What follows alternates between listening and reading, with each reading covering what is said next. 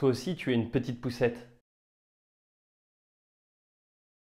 Aujourd'hui, je vous parle de Petite poussette, un livre écrit par Michel Serres. Bon, il faut pas le dire, mais je l'ai lu 2 fois en 4 jours. Michel Serres a 86 ans. C'est un membre de l'Académie française et il est aussi professeur à Stanford. Ce professeur a voyagé toute sa vie afin de scruter la transformation du monde. Il a décidé de nous les restituer dans quelques essais qu'il a parus ces dernières années. Mais alors, qui est Petite poussette ? Petite poussette, c'est tout simplement une étudiante d'aujourd'hui qui a acquis une grande capacité à envoyer des SMS. Avec son pouce, quoi. Nous avons 2 grandes révolutions.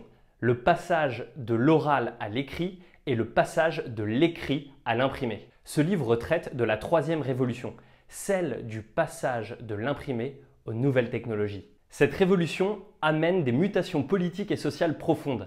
Petite poussette doit tout réinventer. Pour Michel Serres, la coupure paysanne des années 70 change notre rapport à la nature. La campagne passe d'un lieu dur de travail à un lieu de loisirs et de tourisme dont Petite poussette doit maintenant se préoccuper. Dans son livre, Michel Serres nous propose aussi de réinventer le savoir et la transmission. Les petites poussettes n'ont plus les mêmes références que leurs parents et leurs grands-parents.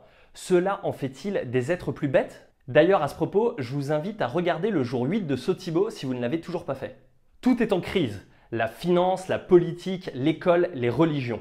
Tout devrait aller plus vite, mais nos institutions sont évanouies et les gens qui les diligentent sont lents. On a quand même construit la grande bibliothèque au moment où on inventait Internet. J'aimerais maintenant vous lire quelques phrases de ce livre. Avant d'enseigner quoi que ce soit, à qui que ce soit, au moins faut-il le connaître. Qui se présente aujourd'hui à l'école, au collège, au lycée, à l'université ? Je vois nos institutions luire d'un éclat semblable à celui des constellations dont les astronomes nous apprennent qu'elles sont mortes depuis longtemps déjà. Comment redessiner la page ? En oubliant l'ordre des raisons, ordre certes, mais sans raison. Il faut changer de raison.